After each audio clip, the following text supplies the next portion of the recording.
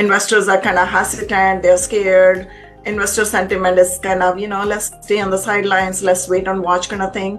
So are you experiencing all that, whatever I'm sharing? Yes. There's no question about it. Right now we live in a very challenging time because of the high interest rates, right? You see the rent growth in certain markets, certain asset classes is not where it was really. But this is all, in my mind, in the view of many other experts, is temporary. This is another cycle. Real estate has been there for many, many years, and this is looking back probably 2-3 years from now, we'll go back and say, this was the time to invest, right? Because why would you not invest when maybe there are some 10, 20, 30% discounts? Why wouldn't you invest where you see the opportunity to acquire these assets?